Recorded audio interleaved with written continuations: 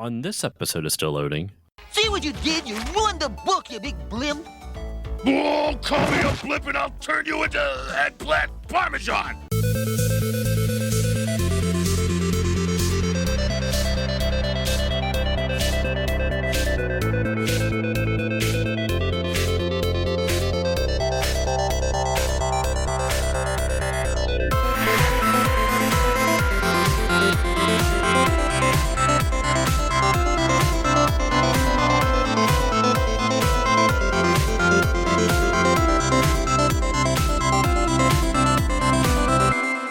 Hello, everyone, and welcome to this new episode of the Still Loading podcast. I'm your host, Josh Koval, and today on the show, I have a special episode for you. It is Captain N the Game Master, which is always special. We always celebrate these Captain N-isodes, as it were. And, of course, with me to break down another Captain N, an iconic Captain N episode, is my co-host with the Mo-host, Dexter Morrill. Dexter, how are you doing today? Hey, I am ecstatic. I'm happy to be here. Excited to talk about this one. This episode is called the Invasion, but we're going to keep with the Captain N theme. The Invasion of the Paper Peddlers, the Pepper Peddlers. That's what I was going to say. But joining Dexter and I today, we have another guest. We've 3 weeks in a row, man. This is crazy. Joining us for this episode of Captain N is my good old buddy, Gabe Swarr. Gabe, how are you doing today? Pretty good. I'm excited. This is one of my favorite episodes, so... You specifically requested this one back when we recorded the season 1 finale with you. So here we are almost a full year later, because season 2 is actually going to be ending next month, which is just terrifying to think. We're coming to the end, Dex. We're getting close to the end of our Captain N series. I know, it's starting to get good too. I know. Well, I think this is actually the best episode of season 2, in my opinion. By far. There's a lot more slapstick stuff in it, but let's dive into this as we have been doing for the last couple episodes, or for a while now. I'm going to ask each of you, what's one thing that stuck out to you about this episode? And Gabe, since you are our guest, that's very hard to say. I would love to know, what's one thing that really stuck out to you that like really just kind of surprised you in this episode? Well, I remember when I was a kid, I'd watch this show, and then I kind of fell off. Like second season, definitely. I don't think I saw much of the third season at all. But I did see this episode, and the thing I remember the most was the fact that they were all sitting around eating dinner together, which I always thought was like, I love when cartoons do that. Yeah. And also Game Boy. I think this was the first episode I saw with Game Boy, even though it's like whatever episode is like 20 or something, you know.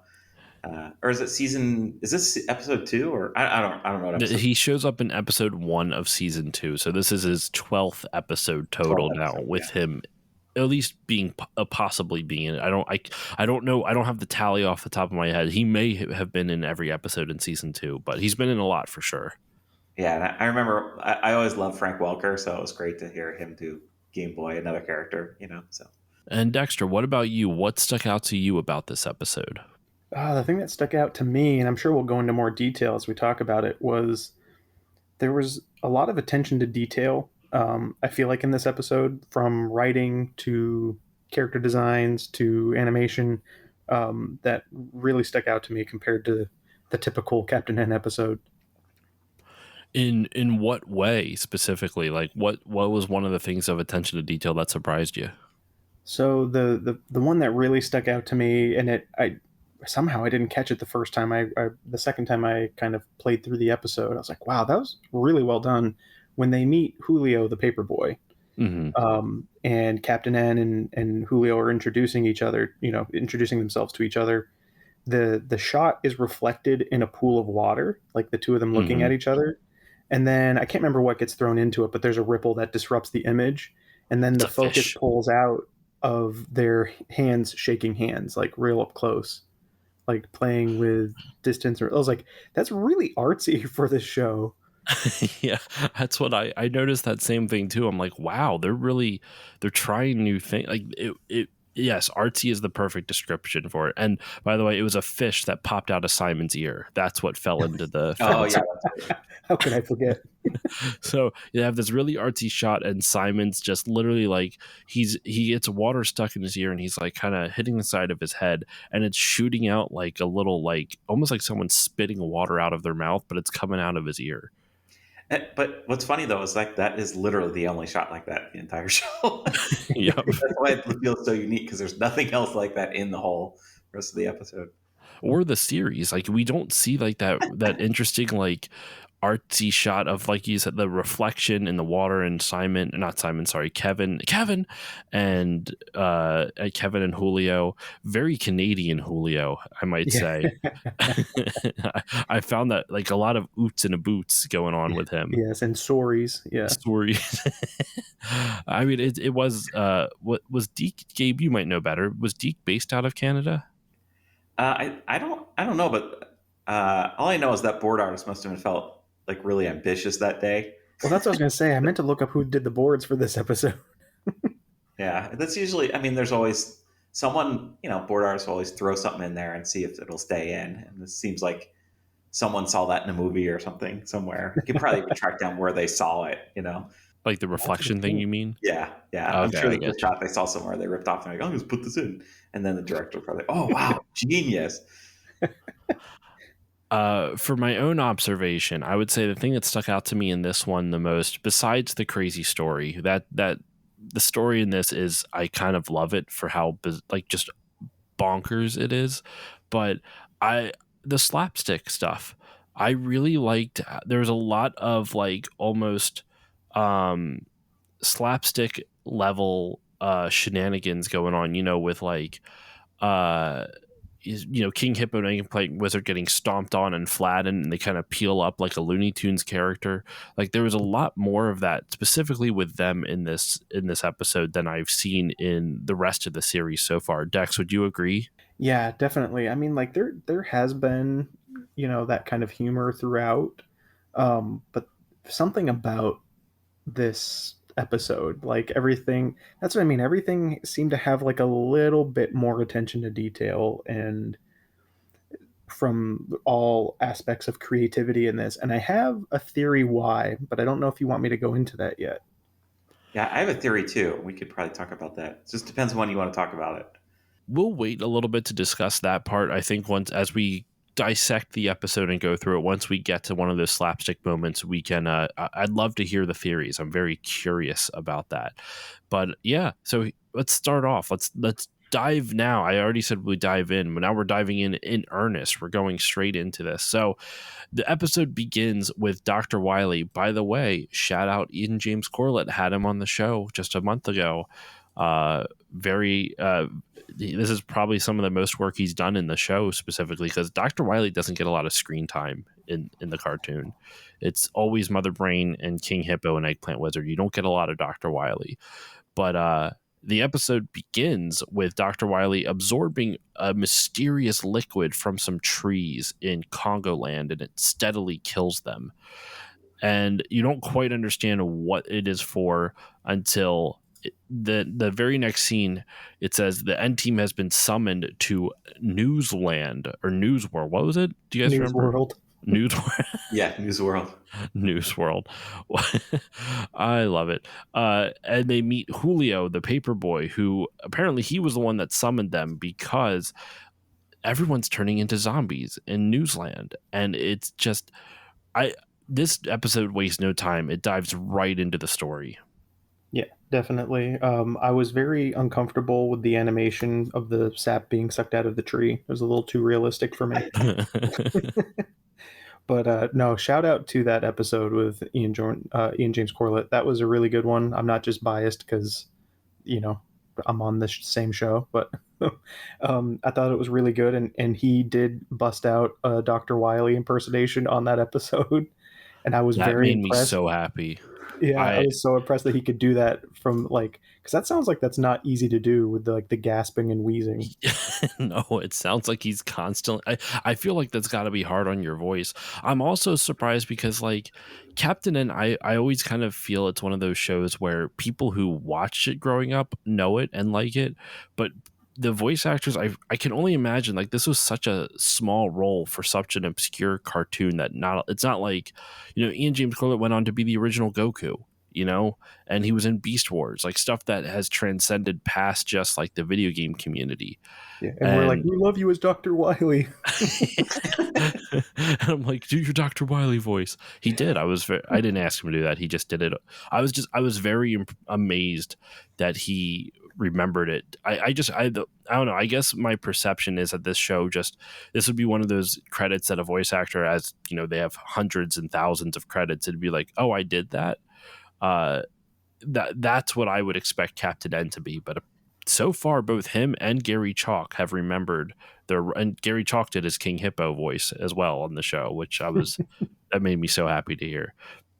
You got to have like King Hippo King Hippo and what's his name? Eggplant Wizard. Eggplant Wizard at the same time. I think it's Michael Donovan is the voice actor for Eggplant Wizard, if I remember correctly. I should know this. I've been doing this whole series now for almost 2 years. I should have all the voice actors of this memorized. That would be awesome, though. I could probably get Gary Chalk back on. I was actually thinking it'd be fun to do like a Captain N, what is it? Like a Captain N reunion episode. Yeah. But I don't know if I don't know what I would ask. Like, that's the problem. Like, because you have them all on and you go, wow. Can you all just do your voices? It lasts for 5 minutes. I'm like, that was amazing. You could ask what it was like making the show, and I feel like it was like, and because I'm sure there's like, it'd be interesting to talk to like some of the people that actually worked on it, like a director or something, and find out like if there are problems or they got notes from Nintendo, because there has to be tons of stuff like that, I never even thought of that's actually right now. Dexter knows about this. We're trying to track down the live action Kevin from the show. Dorian Barag, can't find anything on him. Dude is not online at all. We can find we've been able to do a little bit of digging, but I want to get him on the show, just be like, do you even remember what it was like? That was definitely like a 1-day shoot. And I just love the set that he's on, because it's very clearly like a soundstage that they just like wobble back and forth. They painted the dog. They painted the eyeball on oh god, live action Duke. On live action Duke. That sounds like a band's name. Well, if you guys ever move on to that really crappy Mega Man cartoon, I know the guy who directed that show, so I could hook you up with him. And Ian James Corlett was in that too. He was Mega Man. Which is so funny to think about, that he did Mega Man and then Mega Man's arch nemesis in Captain N, though. That's true, yeah. We are planning on doing, I don't know about Mega Man specifically, but once this Captain N series is over, we are just going to transition this to another like video game cartoon. We're just going to keep this going. So we're not quite sure which one we're going to do next. Dex, do you remember what we were leaning on? Were we leaning towards Sonic, or were we leaning towards like the Donkey Kong Country cartoon? I think the latest thing was the Donkey Kong Country cartoon, but that was just because I saw an announcement that they were like going to be putting it everywhere for free, and I was like, that'd be convenient for the audience. You guys are skipping over like the classics though, like the Q*bert cartoon, which is super crazy. Saturday did Q*bert have its own cartoon, or was it Saturday Supercade? It was part of Saturday Supercade.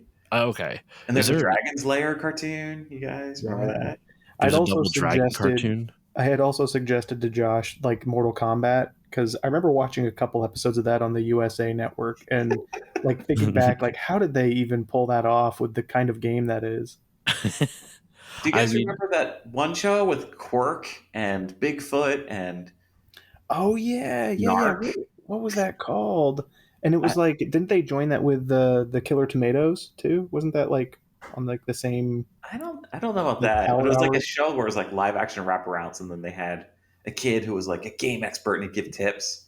Kid Power. Well, yeah, I know what you're talking about. I can't remember what it's called. It was awesome. That show was great. I remember watching that. There's so many choices to pick from.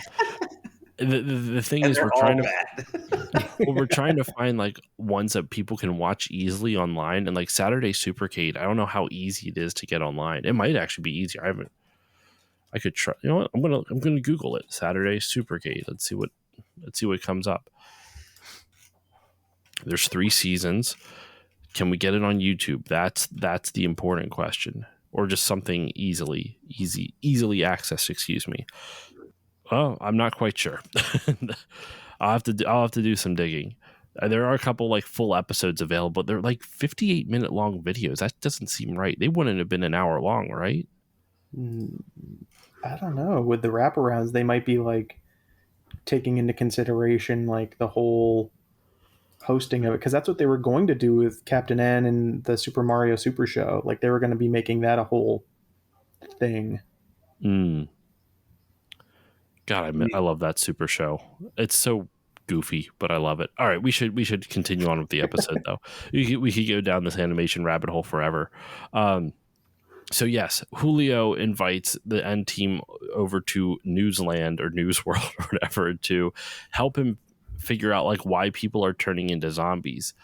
And Kevin says, all right, well, let me go check this out. And, he gets on Julio's bike. Julio rides in the back and they're riding around town. And Simon's like, I got to see this. And hops on a unicycle. Just pulls one out of his bag. Which makes me want a Castlevania game where you get a unicycle now. I just noticed too, in the shot of him, pulling that out of pulling the unicycle out of nowhere, he's got a hair dryer in his hand.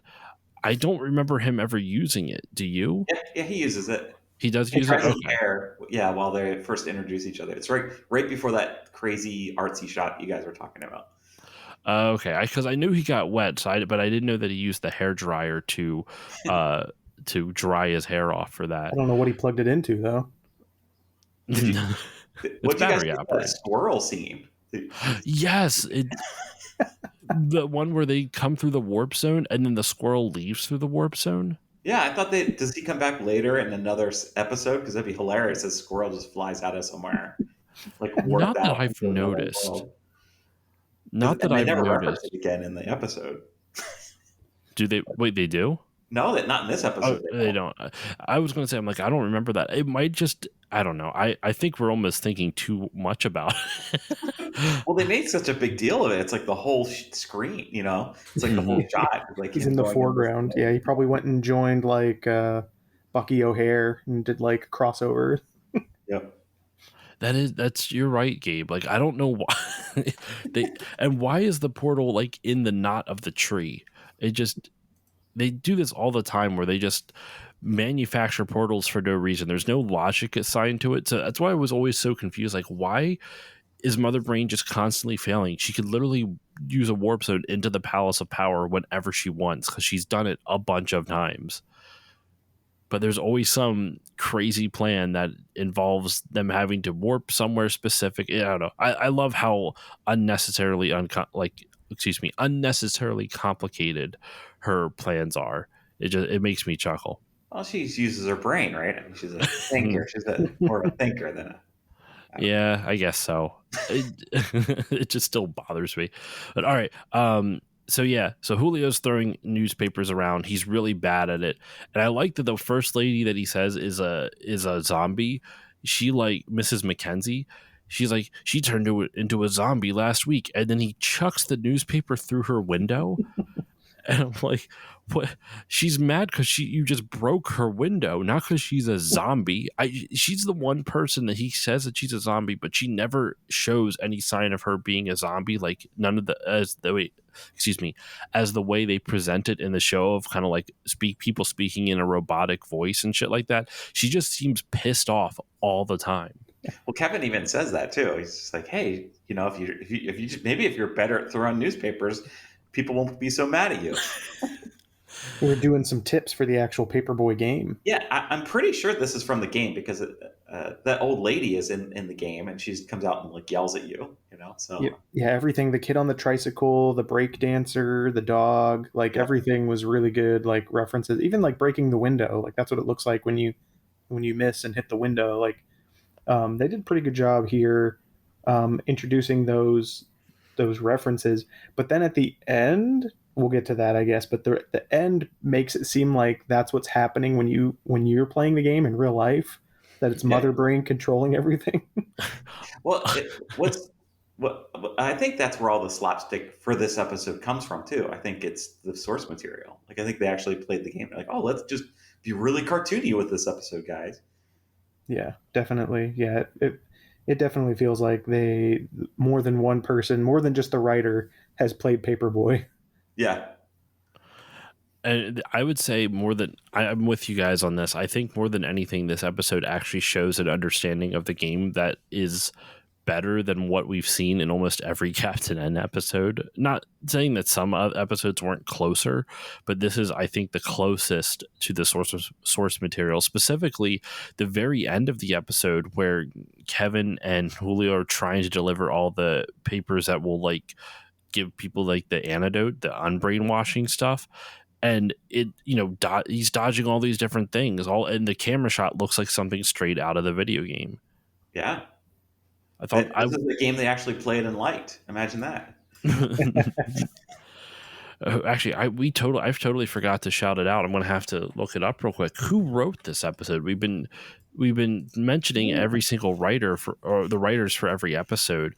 But Jeffrey Scott, please come on the show. We still want you on the show. We love you, Jeffrey. Please come on the show, Jeffrey. The episode here was written by Michael Maurer. I think that I'm pronouncing his last name correctly. He wrote Feud of Xanadu and also co-wrote Once Upon a Time Machine. And he's actually done a lot in season 2 because, as we know, Jeffrey Scott, we love you. He wrote the entire first season.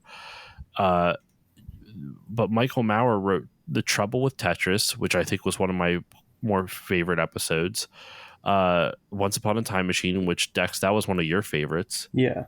And then Feud of Xanadu, which I thought was decent. And then this one, I think this is this his last writing credit on the show? This is his last writing credit in terms of like new stuff. This is his last writing credit on the show. So what a way to have a send off, man. Like this is one of the most wild out there episodes, and I kind of love it. Yeah. I mean, getting back to the episode, do you find it really annoying that like Kevin's just good at everything? Even the guy that's in the game isn't as good as like Kevin who just comes in. Yeah, I wrote that down. How he was like, "Here, yeah, let me show you a move I learned on my own paper route," and he's like twirling the paper like his zapper, and like it's just a flick of the wrist. And I'm like, "Come on, Kevin, that's not. You didn't learn that from experience, and if you did, he's not going to learn it from just watching you once." Yeah, and not even to mention like the original Paperboy game was just handlebar controls. There's no like throttling. Come on, you can get good at throwing newspapers, playing the arcade version of Paperboy. Right. I do think, what is it? Kevin I guess he does have a little bit of that James Bond tendency of just being in, like he's always good at whatever the topic of the episode is, except there is that one episode where he with Link, right, where he's with Link, where he's self-conscious. He tries to challenge himself to do things without his Captain N powers. That's the closest thing is, but it's literally like you took a normal person's powers away and you're like, now try to do everything you did with the powers. I'm like, well, no shit, he's not going to be able to do it. This show has a major tendency, as we saw with your previous episode, Gabe, with the Captain or with the Mega Man turning into a human. They set up things for like some type of moral lesson and then never follow through with it. Yeah, they're just not good at like telling that story, unfortunately. But it's still entertaining to watch nonetheless. And this episode, of course, this episode gets so nuts. In fact, one of the next clips, one of the next scenes. So we're right now, Julio and Kevin are getting chased by that lady who Julio broke her window, and all of a sudden, this kid riding a tricycle is riding across the street, and the design of this kid makes me so uncomfortable. Where he's the little redhead that's walking across the street, and he's got a little beanie with like a helicopter whirly bird or whatever on the top of it. But the hat is so small on the top of his head. It almost looks like, I hope this doesn't come off as offensive. It almost looks like a yarmulke, but it's not. Like he's not wearing it like a way a yarmulke would be worn. It's straight out of the game, though. I mean, that kid's straight out of the game. So Is Yeah. he? Yeah. I have so little experience with Paperboy, so Yeah, no, a lot of the designs are pretty spot on. that's impressive. Then, yeah, there's a lot of stuff here. Then, yeah, this episode by far seems to be the one that is the closest to the actual game. But so they're delivering papers, and what I love though is that this angry lady, then, even though she can't get after the Captain N and Julio, Simon rides by. She's like, all right, well, I'm still so mad, so fuck you, I'm gonna throw it at this guy. And just knocks him out. The best is that shot too, because Simon sees it coming. He goes, "Oh no!" Doesn't even try to dodge it. Not even an attempt. I love it. And then they deliver one to Mr. Lopez, which honestly kind of cool. There's a lot of Hispanic representation in this episode, even if I don't know who voiced all these characters, but it's still, so I doubt they were Hispanic, but still it's kind of cool that like a lot of the characters here are Hispanic, which you have not seen in this show. It's been a shitload of white people.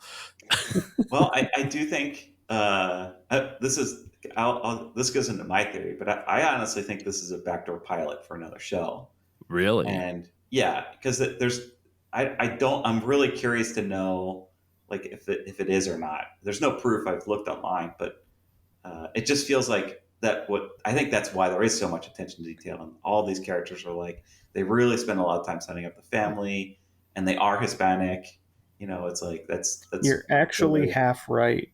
You're actually half right because the original pitch for Captain N was called Buddy Boy, and instead of Captain N being the main character, it was going to be Julio. It was going to be the Paperboy. It was going to be the main character.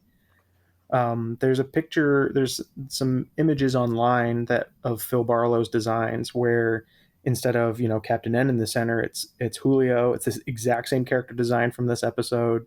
He's hanging out with Kid Icarus and Mega Man. And there's Mega Man has a family where it looks like they're actually like a Mega Dad and a Mega Mom. Looks like he has like a little sister. Yeah, but it was originally called Buddy Boy, and I'm not sure where the transition went from that to Captain N. Well, I could tell the reason why. I mean, they wanted more of a heroic, aspirational character, like a little bit older. Like this is your older brother who's cool compared to you in the game world. Yeah. Well, in Captain N, I didn't know that. I think I might have seen that image, but I didn't know the whole backstory behind that. And Captain N also was, from Nintendo Power, so it kind of makes sense that like Kevin is supposed to be Nintendo personified, sort of like the human representation of Nintendo's marketing. Yeah, and they never say the word Nintendo in the whole show, right? I think I read that. No, they never said the word Nintendo, and that was because legally they didn't want it to qualify as a commercial, like a 30-minute commercial. So I thought that was interesting. So Mr. Lopez gets brainwashed and hypnotized, and I've been noticing this thing lately with like some kids media of stuff where I'm like, wow, they really didn't think this through, and not in terms of like plot and all this other stuff, but violence towards children. And in this scene, Mr. Lopez gets in his car and is hurtling down the road at conservatively 70 miles an hour, trying to run down Captain N and Julio. And I understand he's under Mother Braid's control. He's unable to do anything about it. But the fact that this show is like, yeah, let's have a moment where a grown ass adult is trying to murder children with a car is just wild to me. Well, I think that also helps. Like all the slapstick stuff helps a lot too. Like that is a dangerous thing, but like the way Simon gets out of it is he like whips a branch in the tree and flies around and lands on the hood, and you know what I mean. Like that's like what makes it fun, even though it's like if you think about it, like yeah, there's a guy who's trying to commit vehicular homicide and run children over, The best part is too is like they, Captain N shoots a tree, right? He shoots a tree, it falls down, and then Lopez runs into the tree, And he's like, okay, sorry, I got to get those brakes fixed. And he leaves. And then Kevin's just like shrugs it off. And he's like, oh, cut the old guy some slack. He said it was his brakes. Like, yeah, you guys almost died. You almost got murdered. He's like, you don't need the police to come in or anything, you know? It's fine. It was his brakes. The reason I even thought about like the bizarre stuff in media of just unnecessary violence towards kids. Have you ever seen the Three Ninjas movies? I haven't. I remember those movies, but I never watched them. You're probably better off for it. I love them, but you're still probably better off for it. There's a movie called Three Ninjas Knuckle Up, and there's a moment in the movie where I did an episode on it like last year because it's one of the few games. Three Ninjas Kick Back is one of the few Three Ninjas games. But Three Ninjas Knuckle Up, there's a moment in that movie where the premise is the three brothers, the three ninjas, are going up against like this waste management company, very kind of like mobster-esque, who's poisoning, who basically they're not taking good care of their waste, and it's poisoning indigenous people's water supply, and it's killing them. And so they're going in to try to, stop them. These three kids going in to stop this very serious plot, and the leader of the indigenous peoples, the tribe, got captured, and so they go in to save him. And as they're escaping, they escape through the sewers, and the bad guys are chasing after them. They're like, all right, let's go get him. And the one guy's like, no, I got a better idea. And it cuts back to the kids. They're trouncing through the sewers, blah, blah, blah. Cuts back to the bad guys. They're dumping a whole barrel of gasoline into the sewer.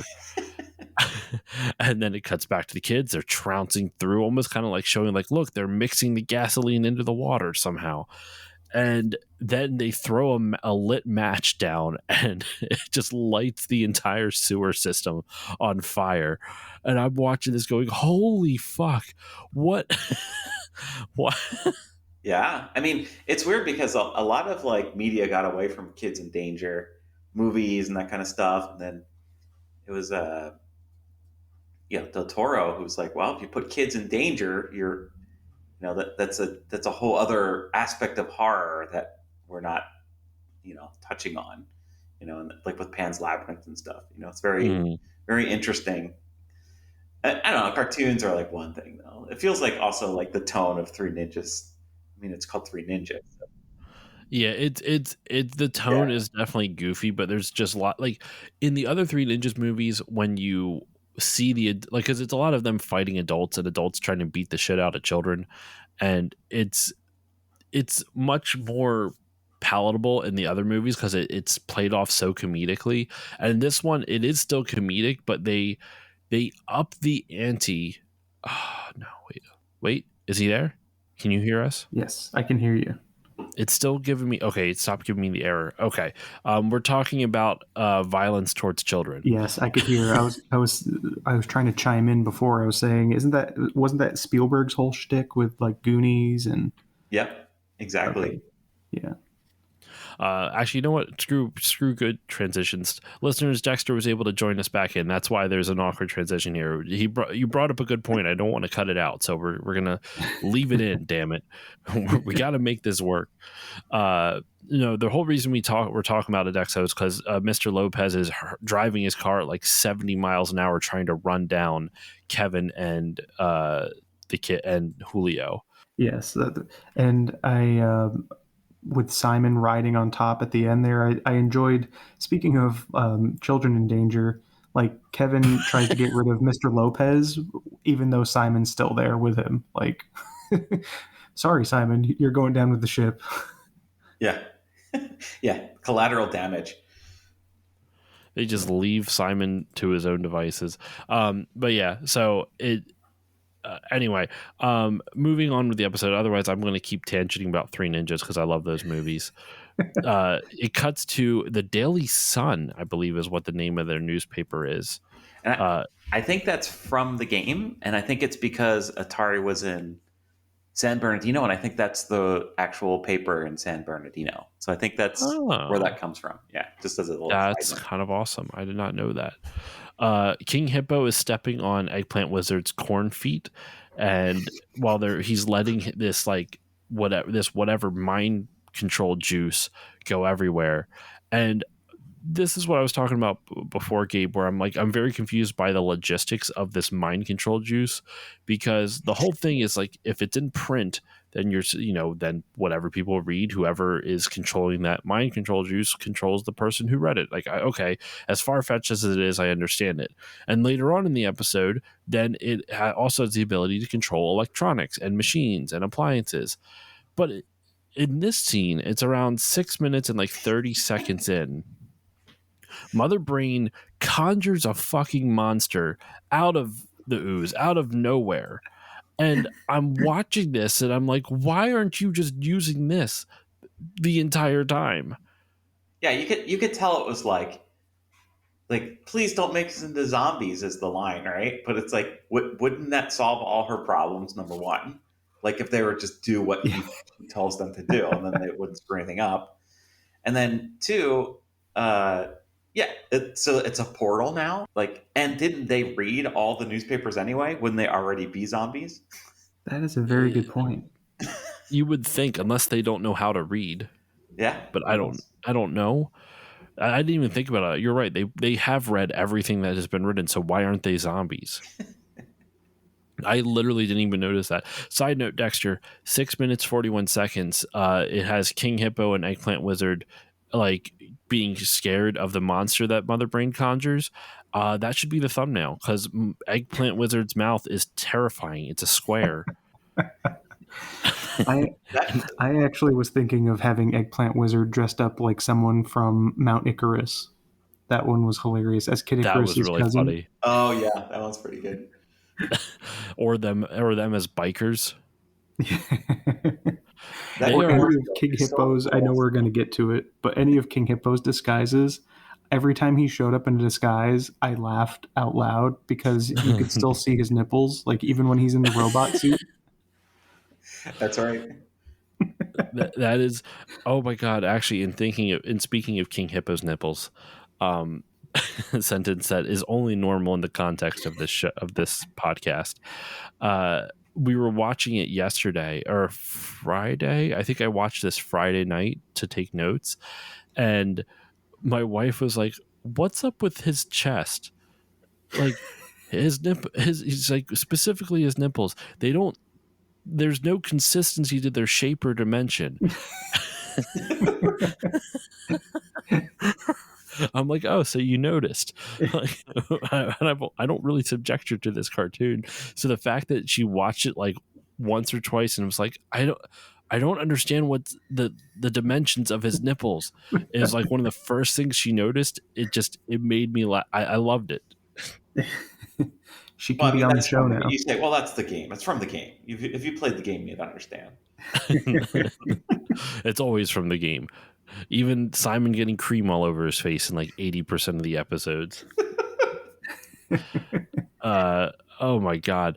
So, all right, yeah. They basically, Mother Brain wants King Hippo and Eggplant Wizard to try to get the end team to turn into zombies, and we gotta start burning through this because we've already we're only 3 hours talking about this episode. We really could. There's so much to talk about with this, and with the technical difficulties, I don't want to take too much more time or I shouldn't say that. I want to take as much time as we possibly could, but time limits are a pain. So they go to Julio's house and they're trying. His mom is immediately discredits him, like right off the bat, like, stop talking about that zombie nonsense. Don't like, even so, it's clear that he's been really distraught about this, and his mom's just like, you're fine, there's no zombies. I feel like that's something a parent would notice in their town. Well, I mean, isn't that always how it is? The kids notice, and then the parents never believe the kids. Yeah, that's just true. Like Steven Spielberg movies. Yeah, that's just like I even thought Simon on the hood of the car was a very Steven Spielberg-esque moment.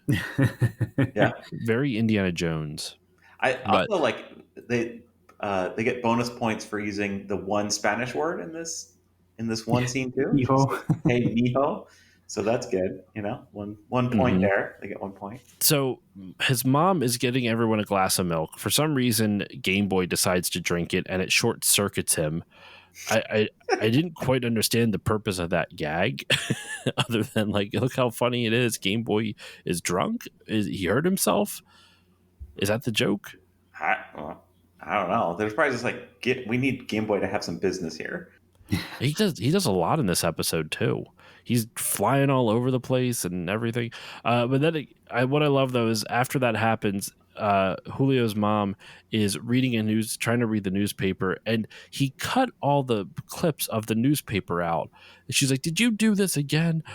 And I'm thinking, so if Julio knows that when people read the newspaper, they turn into zombies, why is he still delivering newspapers? He has to. He's skipping school because his dad lost his job. He has to keep delivering the newspapers.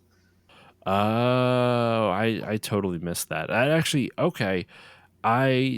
That's not a bad reason. Actually, it's not great, but it's also not the worst totally that not I've set up correctly. No. But it's still silly that there's so much, like, there's like nothing left of the newspaper. Like, hardly, like, why even keep it around? Just burn the newspaper at that point. It is funny, though, that he's not doing that for anybody else. Right. No, just his mom. Yeah. The people he cares about, the rest can turn into zombies. But even though he's trying to warn his parents about the fact they turn it, the whole thing is just bizarre and wild. So the next moment is Eggplant Wizard and King Hippo trying to sneak into Julio's house to hypnotize everyone, but they're doing it with a how-to cookbook, and the mom says no, we don't need it, and closes the door, and Eggplant Wizard sticks his foot in the door, gets slammed. He didn't use his corn foot. He uses his corn foot. He doesn't use it. He should have. You're right. He should. The thing is too, the corn foot has not been in like any other moment in the show. Like you never see it. Well, it's a joke. I mean, he just does it. You're stepping on my corn, and then it's a corn cob. Did either of you like the immediate cut to their disguises? Like Eggplant Wizard is trying. He's got the trench coat on. He's got a hat on, but King Hippo just has sunglasses, and his trench coat is just wide open. Yeah, he's a flasher. I love it. I feel no matter how much they disguise themselves, I feel like they can't actually disguise themselves to like all that well. Well, when you're purple and you have one eye, it's kind of tough, right? That is true. He's doing his best, man. I think it'd been really funny if he like painted a little eye on like the left or right of his one big eye. Yeah. Just trying to blend in. But so no, Julio's mom does not let them in, and they force their way in anyway. She doesn't question it. Not once. Yeah, she's like, hey, now boys. Even though they broke into her house. And are literally wreaking havoc. Like breaking things, causing a mess because she's trying to teach Game Boy how to bake cookies. She ultimately does end up getting hypnotized, and the way she tries to dispatch Captain N is yeah, I can't. Mother Brain turns her into a stone cold killer, man. But I'm more surprised, not the fact that, because Mother Brain has already done that before. Mr. Lopez was about to run them down, so I'm not surprised about the level of violence towards Kevin and the N team. But I'm more confused about her methodology. She's trying to drop a fan on them. The fan, for some reason, is held up by a power cord that's plugged into the wall. Your ceiling fan's not plugged into the wall, Josh? I don't think I've ever seen a fan in my life hooked up that way. It's always connected directly into the ceiling. There's a ceiling mount and the power goes directly to it. You never see the plug for a ceiling fan because there is none. It's just hardwired right into the circuitry. Yeah, that's probably like some guy trying to hit a deadline going like, I don't know, drop the ceiling fan on him. And then how do we do that? How does that work? It doesn't kind of work.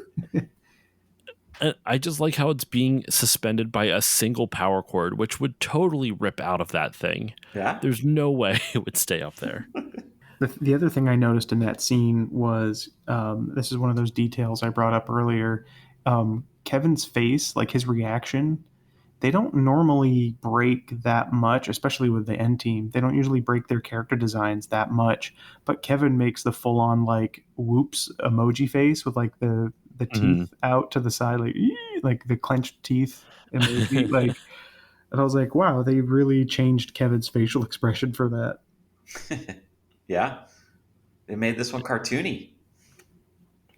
Dexter, were you able, and speaking of them making it kind of slapsticky and cartoony, were you ever able to say what your theory is for that? Oh, it was related to Gabe's, where it's because I think there was so much detail, or so much, like, this is a lot fuller of an episode and more detailed, is because I think they based it off of the original pilot. I think they reworked the original pilot, so they already had so much to go off of. Like I said, Julio's character design was already made for that, and things like that. So I think that Okay. there was a little less work to, like background work to do, because they had done it already, so to speak. Yeah, that makes sense. No, that makes sense. That makes sense. The N team, the episode continues though with Julio's mom. Like I said, she tries to kill the N team. Kevin dodges it kind of at the last second, kind of not. It's kind of a weird thing. Excuse me. And then Mother Brain magically shows up into the Julio's home, and it's floating in midair, which is never explained. She almost always has some type of base, like something she has to rest on because she's in a giant jar. But in this, nope, she's just floating, just hovering around. And this is where she discovers that if she gets some of that juice some of the mind control juice onto like appliances, then it turns in, then she can start controlling the appliances. I do like how they make like the liquid in her glass jar actually a different color to represent that she has like that mind control juice like mixed in with like her whatever other juices are in there. Real quick, another possible thumbnail, Dext. You'd have to find the right frame, but it's like 11 minutes and 8 seconds. 11 minutes 8 seconds. One of the frames is Eggplant Wizard sucking on a piece of toast. It's like stuck in his mouth. Yeah, it's so awkward. It's really uncomfortable looking. It look. I apologize for the vulgar joke. It looks like he's deep throating the piece of bread, or trying to. But at this point, like, so Mother Brain, the ink falls on the toaster. She figures out she can control mechanical devices, right, with the juice, the hypnotic juice. But wouldn't Dr. Wily already have known this? Like, he's the one who created this process, right? You would think, but it's never really. Or I guess almost like Dr. Wily's thing, right? Like, he just controls mechanical devices anyway. Yeah, you'd think that the first thing he was checking was if it worked on machines. Yeah. I don't know. Once again, the continuity in this show is questionable at best. But I kind of love that. So all the machines start going haywire and shooting at the end team. A toaster grabs, it looks like a waffle iron grabs Mega Man by his butt and flings him off the screen. The whole, like, everyone has to abandon the house for some reason. I guess actually Julio's mom's already been brainwashed. I was going to be like, why is Julio's mom the only one that's not getting attacked? I'm like, oh yeah, that's because she's already been brainwashed. So the end team goes and they're trying to figure out, well, how did all this happen? Like, how did Mother Brain even get this magical mind control liquid? So they go to the Daily Sun, the newspaper place, and they see King Hippo and Eggplant Wizard distributing the ink into like the printing press. And Kid Icarus has a new use for his love arrows. It just makes people agreeable. Well, this is a whole episode. This should have been a whole episode where he shoots, the love arrows at their butts, and then they fall in love. Like, that's like a whole episode idea. They kind of did that. Not with King Hippo and Eggplant Wizard. There's an episode where Simon falls in love with Mother Brain. Yeah, that's right. And so they do kind of do something like that. But for some reason, King Hippo realizes what's going on and pulls the arrow out from his butt and then gets angry again. Like, how did he even realize it? Like, Which no is one else another is able funny to shot realize. because it's both their butts with arrows in it, and he's looking Yeah. at Eggplant Wizard's butt. What a bizarre choice, man. Uh, I love it. And so they find out where the ink comes from. It comes from Congo land. I'm so confused by this next scene, though. So they're trying to figure out an antidote, and so they go to Congo land to find the antidote. Mother Brain also sends King Hippo and Eggplant Wizard, and this is where that scene you were talking about, Dex, where you get to see Eggplant Wizard dressed up as Kid Icarus. It's like 14 minutes and 56 seconds. You see a really like clear shot of it. It's kind. I can't get it. I can't get over it. it sorry, I'm just mesmerized by the look of him. And they're at Congo land, and I don't even know what to say about this scene, guys. They're trying to find the trees, and they do find it. But while this is all, they do find it. But while this is all happening, like King Hippo and Eggplant Wizard, or sorry, oh my gosh, Game Boy and Simon end up getting hypnotized, and Game Boy is able to find the trees. And Donkey Kong, is this like Stoner Donkey Kong? Or hippie Donkey Kong? No, he's a It farmer. He's a farmer. That's what it is. That's what I even wrote down. But he's biting the tops off these trees. Like, I know I could break down a little bit more about the scene right beforehand of how Simon gets mind controlled and Mega Man gets mind controlled, but I'm just more fascinated by Farmer Donkey Kong. And there's a still at 16 minutes and 20 seconds where he also looks like he's deep throating a tree. Yeah, because they find out that we skipped they over an find out- important plot point, though, right? Go for it. What did I miss? When they're in the Daily Sun newspaper room, we figure out they explain why Julio isn't being hypnotized, right? Oh, yes. And the reason he's not being hypnotized is because he can't read. He's illiterate. I thought that was a really cool plot point, actually. But it's a very strange plot. The way it's done is like that is the most important line, and it's delivered off screen, and there's no lip sync on the animation. I didn't even notice maybe that was added later. Like maybe they figured it out, or it was like I don't know. It's so weird. I mean, it makes sense with the plot because the reason he can't read is because his dad lost his job. He has to work. He's been skipping school. He hasn't learned how to read. But it's very strange. Maybe they moved that earlier in this episode or something. I don't know. It's very, very weird. I don't know what happened there. It is odd though that like the entire fact that he can't read is contingent on the fact that his dad lost his job. Julio is probably like, what would you say, like 9 or 10 years old, probably a little bit older, right? And it doesn't seem like his family. I'm just surprised he doesn't know how to read. Like I feel like that's something that would have, because they make it sound like the whole reason he can't read because his dad is too busy looking for jobs or something. I don't understand. For some reason, his dad's unable to teach him, and it's never really explained why. Yeah, I mean, don't think about it too much, but yeah, it's like you'd figure that if he's like 8, then he'd be like in what, second grade? I was reading in kindergarten, right? So they would have known by now, right? That he couldn't read. Dex, isn't your son already reading? Yeah. Yes. And he's not even in kindergarten yet. Yeah, that's true. I mean, but then again, my son, he likes to read for fun, so he brings books over. Let's read this.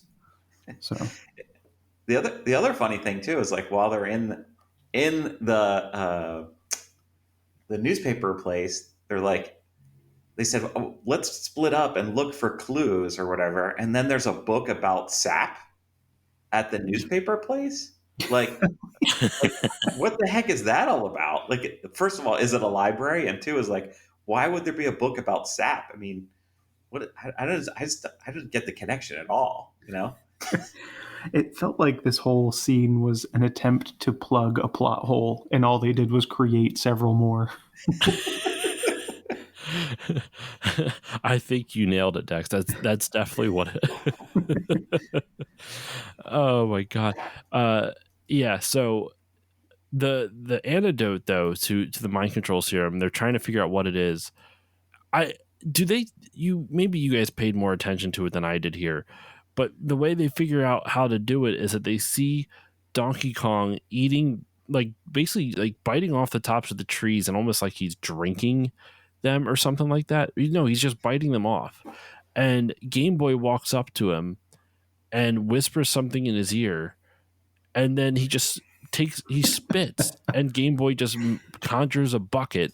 It's really convoluted how they did, or at least it didn't come out clearly visually. So what happened was they read in the book that the antidote was in a different kind of tree in Congo Land. When they go to Congo Land, that happens to be what Donkey Kong is farming, are those special trees.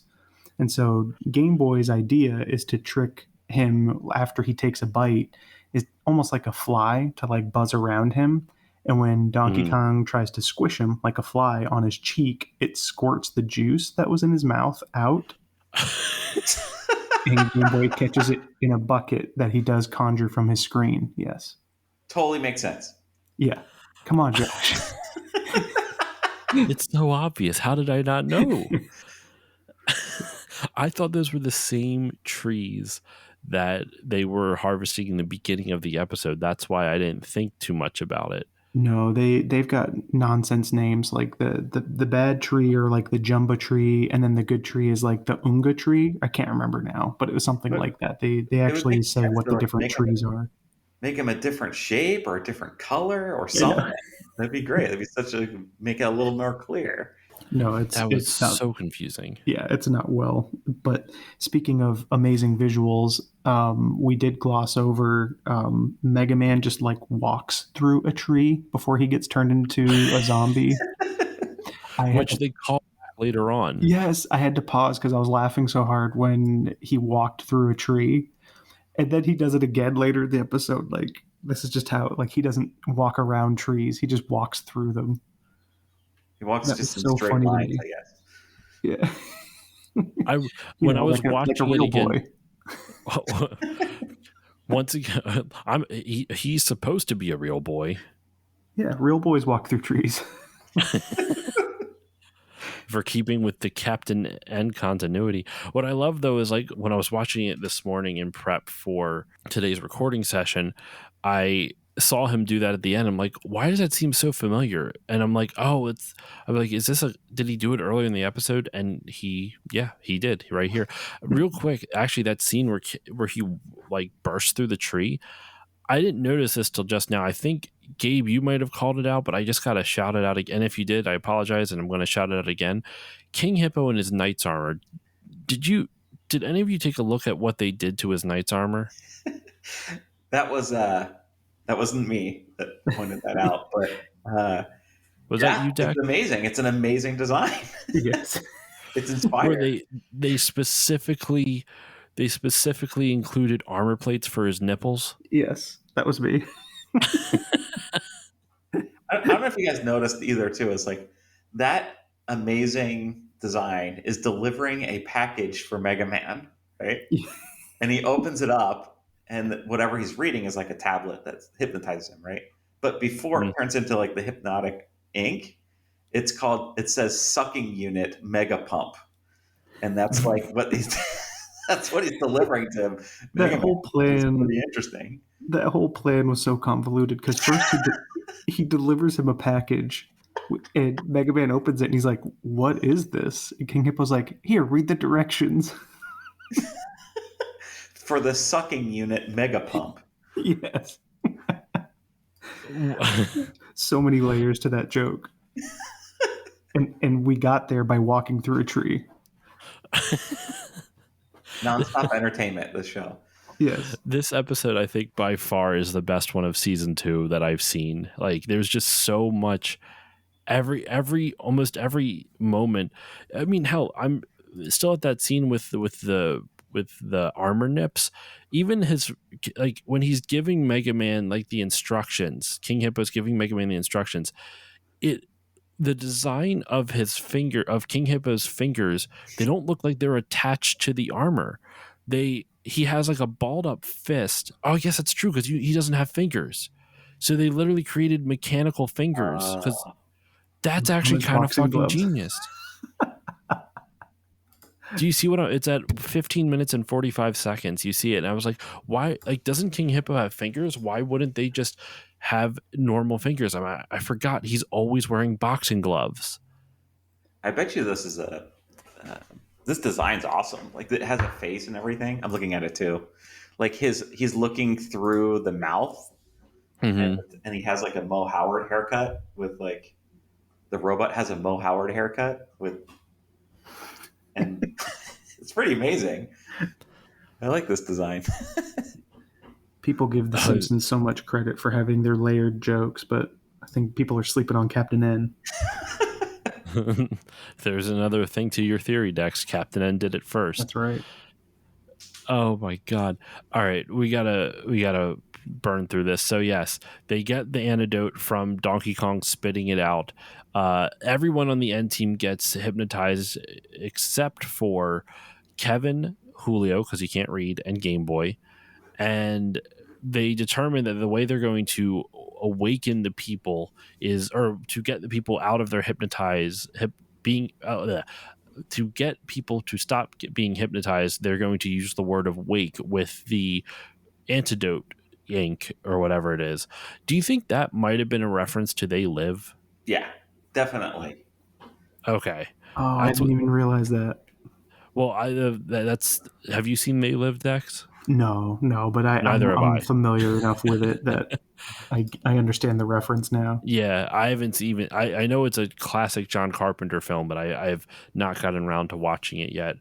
That's the Ghostbusters line. The line in Ghostbusters is a parody of that line from that movie. The game we saw, we kicked its ass. Came with bubble gum. What's the? I'm here to kick ass and chew bubblegum, and I'm all out of bubblegum. Yeah, that's right. That's a good. Duke Nukem then ends up ripping that off later on too. Yep. But so the N team has to go deliver all the papers to. Well, sorry, the N team is mostly now hypnotized, but Kevin and Julio and Game Boy are going around to deliver all the papers to help the town get back to normal. And this is the scene where we were talking about before about how it's very reminiscent of the Paperboy game, where they're riding through the town and they're having to dodge all these different things. Julio's throwing like papers literally 3 at a time to anyone they possibly can. I do find it funny that all the zombies feel compelled to go straight to a paper. Like as soon as they see a paper, like, we gotta read it. It has to happen. And over an amazing song too, right? We're going on a wild, wild ride.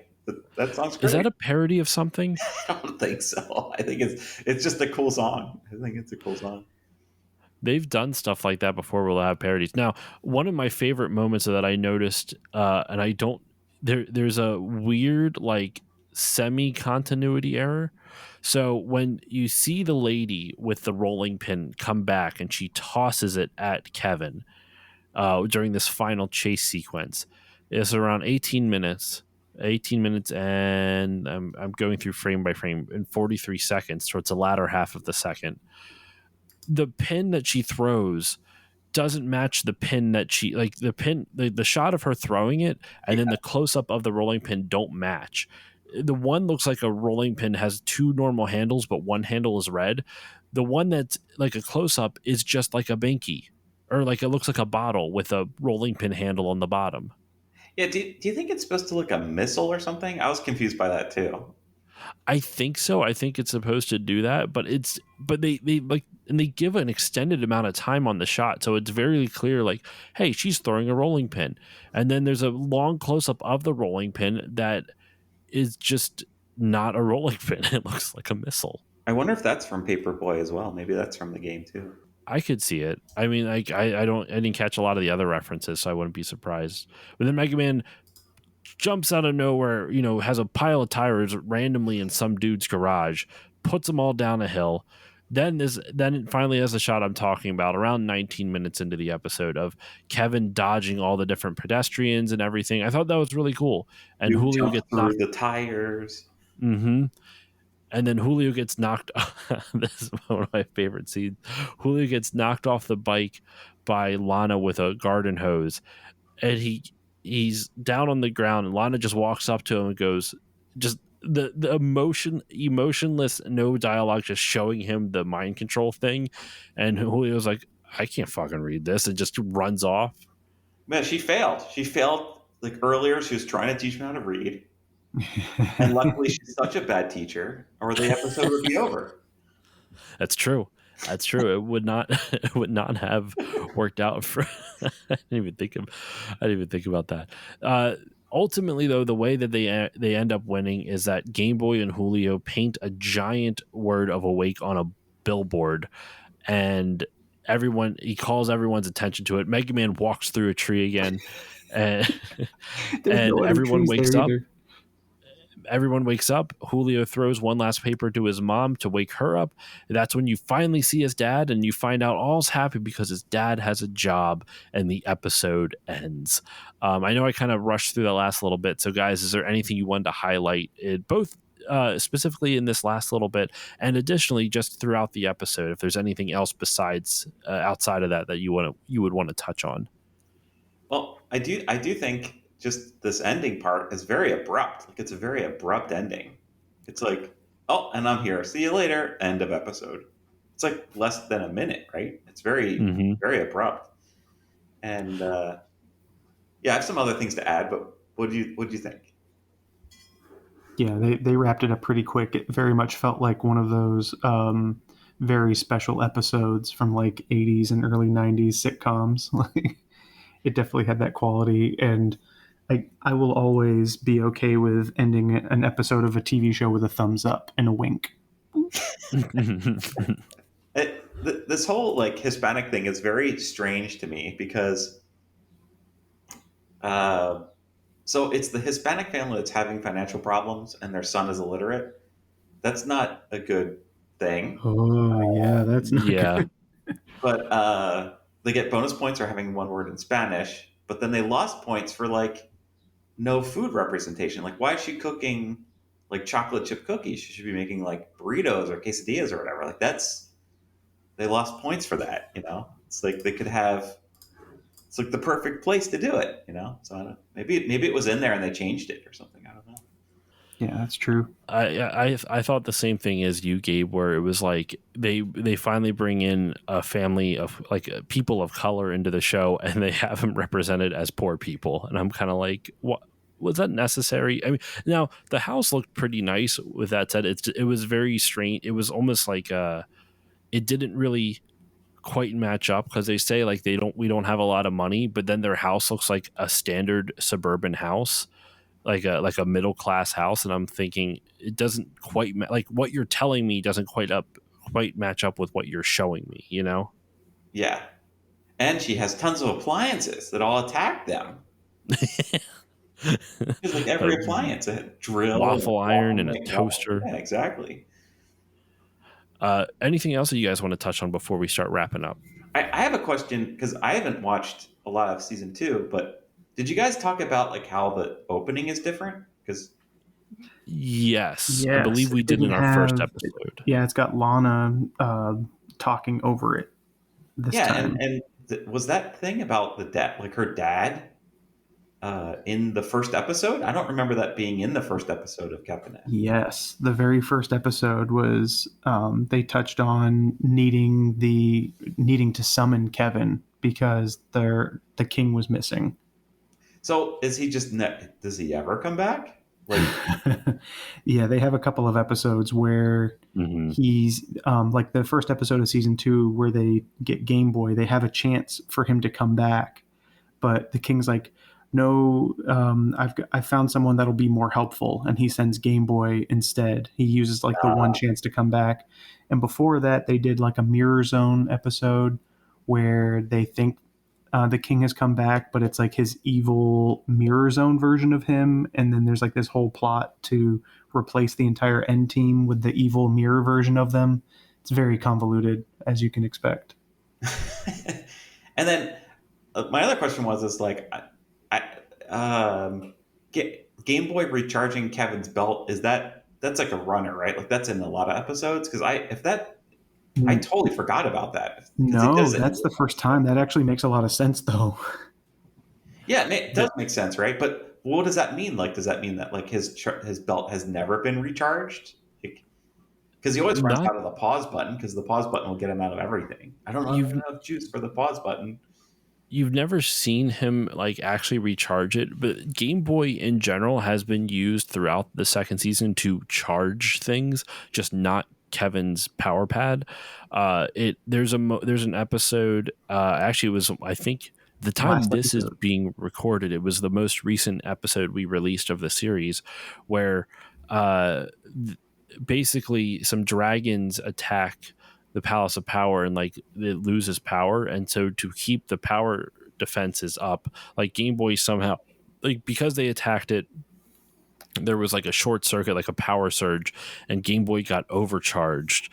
And so he's not in the episode really after the beginning half, because he's back at the Palace of Power keeping the defense systems online. He can only do it for like 24 hours or some shit like that. And they have to go, because the dragons stole the power source to the Palace of Power. I don't know how I remember all this still.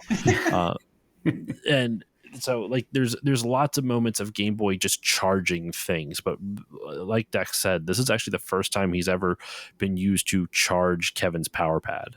It makes sense. I mean, yeah, this was the first episode where I was like, I actually really like how they handle it, because at one point Game Boy uses his D-pad. He like presses his D-pad to move really fast to catch something before Eggplant Wizard and King Hippo, and it was the first time I realized I enjoy how, I mean, obviously in the real world, it's all stuff made by Nintendo, but through the TV show, they make it seem like this is what good magic technology looks like. It all has the same, like his belt, the Zapper, the Game Boy, they all use the same, aesthetic and technology. And, obviously in the real world, it's because it's all made by the same people, but in conceit of the show, it's almost like it's because this is the good magic, and it was the first time I really kind of clicked that way with me, and I was like, I kind of really like that idea. What is Game Boy's character like? I said, I kind of dropped off the end of season 1, but like according to his introduction, does he help? Is he like just? Because in this episode, I think in the real world, he's supposed to be the Slimer, to the Ghostbusters. I think that was originally at least that's what I always got, like the Scooby-Doo or the Slimer. Like that's what I think his original, when they added him to season 2, was supposed to be. But I think in, the show lore, he was supposed to be another savior, because in that episode that he's introduced, Kevin's kind of jealous that, like, wait, I thought that's what I was supposed to be. And then he just kind of dropped that by the wayside. Yeah, we can't do it with just you, Kevin. You're just not cutting it. We need to send it another super. Doesn't he call it a supercomputer or something? They might. I think they lean into the fact that it's called Game Boy, and they make him like immature. I think that's what. Yeah, that's when the first episode he shows up. He's really obnoxious in the first episode. Well, just a little backstory. You guys know why it's called Game Boy, right? Like the console itself, you mean? Yeah, because of Walkman, they made it a Game Boy. It's literally named after Walkman. I never noticed that. That's kind of genius. I actually did not know that. I feel like I should have. I did a whole episode on Gunpei Yokoi, who made the Game Boy. I feel like that should have. Like, I'm surprised I didn't. I don't think I did thorough enough research. I think that's. That's really interesting. I honestly can't even tell you where I heard that. I heard it recently, though. And I'm like, oh, well, that totally makes sense. I could see that. because I'm trying to think of the name of the company, but wasn't there a company that would like literally name themselves as something specific because it would appear higher in the alphabet type of thing Yes, in the phone HAL, book? I think, is the rumor, because HAL, they're each one letter above IBM. Oh yeah, Yep. that's right. That's right. Yeah, that's what it was. I couldn't think of the name of it. Yeah, thank you, Dex.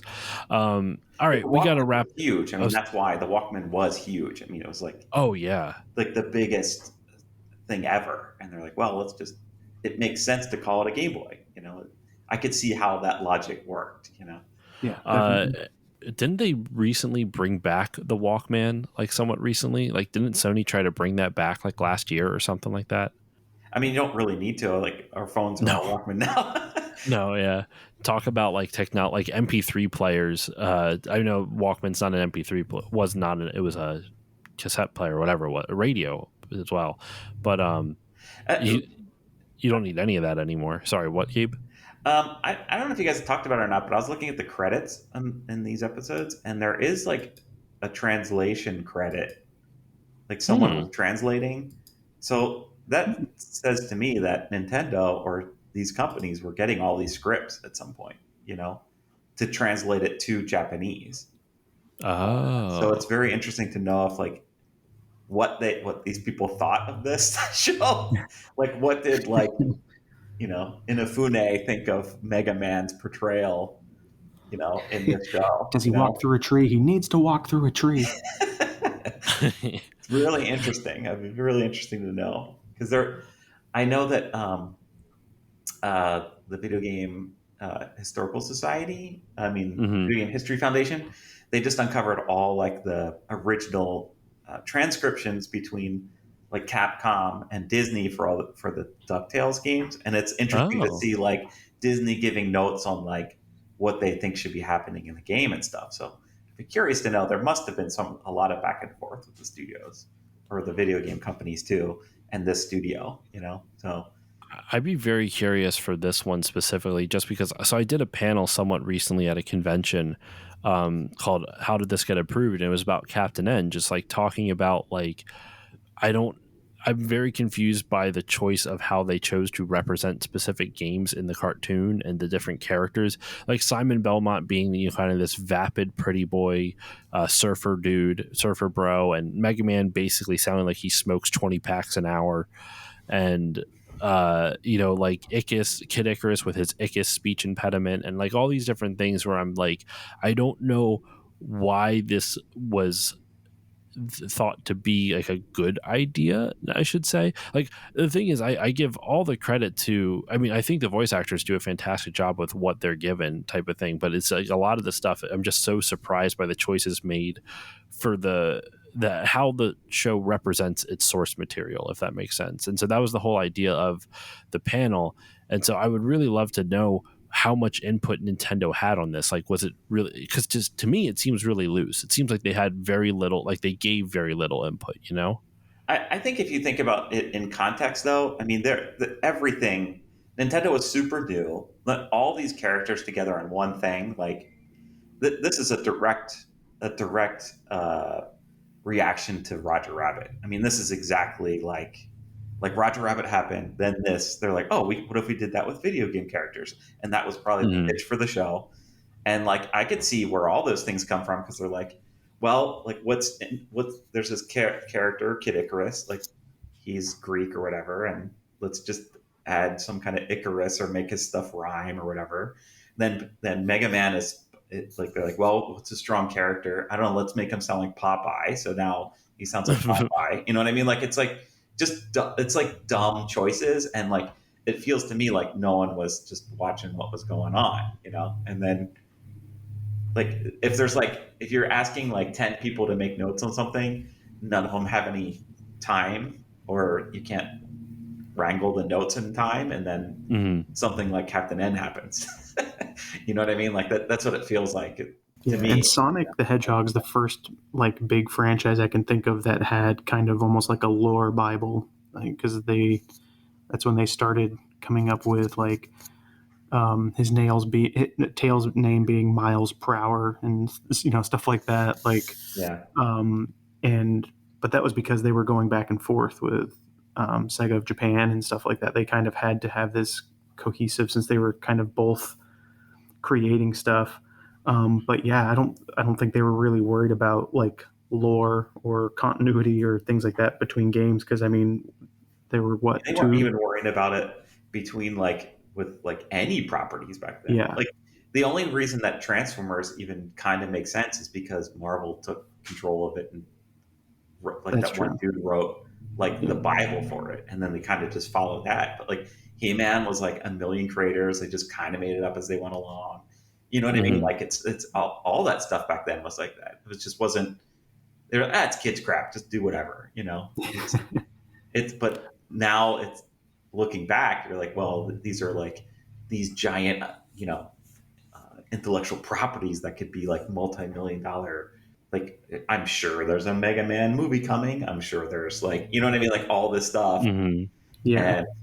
and it's interesting to we've come so far, just because the people who grew up with it care about it, and now they're in charge and making decisions. So that's where they're Yeah. kind of It's crazy to think in today's world that people were so loose with it, because like you even said with Capcom and Disney, I heard a story when the DuckTales remaster was coming out, that someone that worked for Capcom asked if they could have someone dressed as like Scrooge McDuck at E3 for their booth, and they sent like several pages of like bylaws that they had to follow. Like, okay, yeah, you can have someone as Scrooge McDuck, but you have to build a piece of Duckburg in the Capcom booth because Scrooge only exists in Duckburg, and like all this crazy stuff. And they're Mhm. like, actually, this is too expensive. Never mind. That was actually when I heard. I forget. That's the exact story I heard, dude. I couldn't remember what it was for a while, but that exact story was the impetus for that. How did this get approved panel? Because it's like you look at what they do. They do stuff like that now. And the example I gave in the panel, I couldn't record it. Just an FYI for listeners, I had technical issues there. Was how like Apple doesn't let you use their products in TV shows or movies unless the good guys are using it. Uh, I don't know if that still is the case, but that was the case for a long time. Um, and even this, like you were saying with Scrooge McDuck, and you had to build a piece of Duckburg in your display. Like that's just wild to me that there's that much to it. Like companies control their brand so meticulously now, and then you look at Captain N, Yeah. and it's like the juxtaposition is just it's nose bleeding. It gives you a nosebleed. Well, it's really weird because I know a little inside information, but um, Nintendo kind of never figured this stuff out either. Like, it's not like they sat down and they go, "Here's Mario's backstory. Yeah. Here's his like parents. Here's like all this stuff." It's like someone at some point might have drawn something, because I know when they were doing that movie, there were actual designs for Mario's dad, but I mean, the stuff was never figured out. Like, I was in a meeting one time where I asked a question like, why is this character doing this? And everyone, the creator of the character is like, I don't know. Like, we never thought of it. Like, we just needed him to do this. So isn't that the core of the character? Like, isn't that what his main motivation is? Like, his main want is like why he's doing this. And you guys never thought of that? That's really weird to me, That is very odd. But I I- just think it's like these decades of like, well, we just kind of accept this thing until someone goes like, well, why is this happening? Like, what, like Mario being a plumber? Like, it's such a weird, you know. I understand how it happened, but there's no reason for it to be that way. what I do give both the Super Mario Brothers Super Show and like this credit for is the writers trying their hardest to fill in the gaps of, because admittedly, like the source material, like a lot of the characters don't have a lot of character right now. There's not like there hasn't been these major groundbreaking story. I shouldn't say groundbreaking, but these big stories that have character arcs to them and define the characters as to what they are / were type of thing. So everyone on this show has to fill in the gaps, and this was early in Nintendo when this was being made. Like this was like, I think like in terms of Castlevania, the latest Castlevania they had was the second one. The latest Zelda they had was Link's Adventure, which, so they don't have, Link to the Past to reference. They don't have Castlevania 3 to reference. They don't have any of the later Mega Mans to reference, where story starts getting fleshed out. And obviously Mario never really had a whole lot of story in the games, but Mario is also not in this. Yeah. Kid Icarus never really made it past, much further than the NES until Kid Icarus Uprising on the 3DS. But like, He had a Game Boy game too. Oh yeah, I had a Game Boy game, but there's just not a whole lot for them to get to glean off of the source material. So as much as I like to poke fun at some of the decisions being made with the show, I kind of admire the swings they took, because it'd be really easy to take a lot of safe swings with some of this stuff, and that's one thing with the show. Not a lot of the swings are predictable, and I kind of enjoy that. Yeah. It still goes on today too. Like when we did the Kung Fu Panda show, the TV show at Nickelodeon, we were coming off the first movie, and we had meetings with DreamWorks. We're like, well, who are the Fantastic Five? Like, who are they? Like what is Crane's character? They didn't have anything figured out. We had to like create their personalities for them, just for our show, and I also heard, like, I get it. Like, I understand, like, when we went through that for that show, like, I really understood Ghostbusters then, at that point, the real Ghostbusters, because it's like, well, that's based on a movie that is just all improv. Like, their characters aren't really figured out. So that real Ghostbusters show had to really nail down, like, their personalities and try to match that kind of, like, comedic flavor in their show. And that's hard, Like, how do you quantify an actor's improv like that'd be really difficult to. I never even thought about it that way. But all right, we got to wrap this episode up. We've been going on for quite some time. This was a fun way to end it, though. I really enjoyed this kind of talk about animation and how games and stuff get adapted into new different forms of media. So this was a really fun episode to record. We are in like the golden era right now of like all of Hollywood is looking towards games and game properties to milk and make into movies after Mario. So it's going to be very interesting to see how well people actually like stick to these characters and see how many more Captain N's there's going to be compared to Super Mario Brothers movie. Like where we're going to go with this. I'm definitely looking forward to that. I've already been hearing that like tons of people are banging down Nintendo's door like with pitches for all their other properties. Yeah, that's the way it should be. That's how it should have been for the last 20 years. I don't know why it's taken this long. I mean, I guess just be kind of like how for a long time, what is it? Freaking comic book movies were like the bane of Hollywood's existence until they weren't. Like there's just that one that has to break through for everyone to be like, oh, okay, we can make this work type of thing. So I feel like that's got to be what it is. But you know what? If they're breaking down doors for video game properties, let's see a Bubsy movie. Yes, let's do it. Exactly. What could possibly go wrong? All right. Gabe, Dexter, thank you so much for joining me for this episode of Captain N the Game Master for Season 2, Episode 12, The Invasion. I did say it at the top. I'm sorry. The Invasion of the Paper Peddlers. This was a ton of fun to record. So as our guest, Gabe, is there anything you would like to promote, shout out, and where can the good people find you online? You can find me just at Gabe Swarr on Twitter or on Instagram. I'm currently I did a game called Bubbo Escape, and it's going to be releasing on itch soon. It's for download for the Game Boy, so look forward to that. So the digital release will be pretty soon. And Dexter, where can the good people find you online? You can find me just about anywhere. Currently, Instagram, Twitter. You can just search under my name, Dexter Morrill, DexterMorrill. I'm usually there sharing artwork and video game history stuff. And also, Josh and I are working on something, but I'll save that reveal Oh, for we've been later. slacking on that. Yeah, I was going to say, this is mostly for me to remind myself to get back to work on that. Yes, we'll tease it once we're able to, but we have a project in the works, so it should be fun. So yeah, and then of course, as for me, you can follow me on Facebook, Twitter, and Instagram at StillLoadingPod on all of them.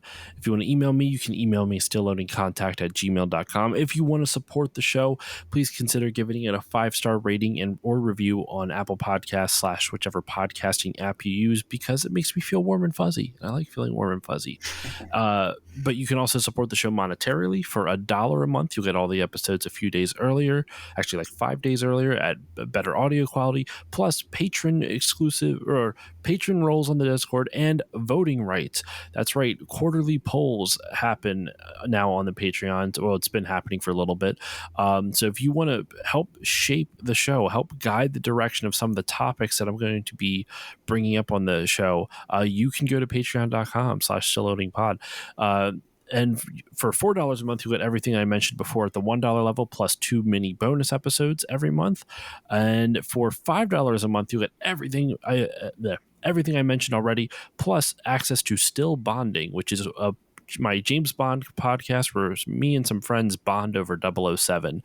At the time this episode is coming out, which I want to say is in July, we will be going on to Moonraker. Will be out sometime this month. I'm not sure if it'll be before or after, but Moonraker is the next one up for that. And I'm very excited for that. That's it. Patreon.com/stillloadingpod. And of course, the most important shout out is the Bit by Bit Foundation. The Bit by Bit Foundation is a nonprofit organization whose mission is to put video games and video game consoles in the hands of kids receiving inpatient care at hospitals. So if you want to support them, go to bitbybitfoundation.org and consider donating. And that is all the time I have for you today. Dexter, Gabe, thank you so much for joining me. Thank you for having me. This has been fun. Yeah, this was a blast. And as usual, listeners, as we end all of our Captain N episodes with, we will think of you the next time we play video games.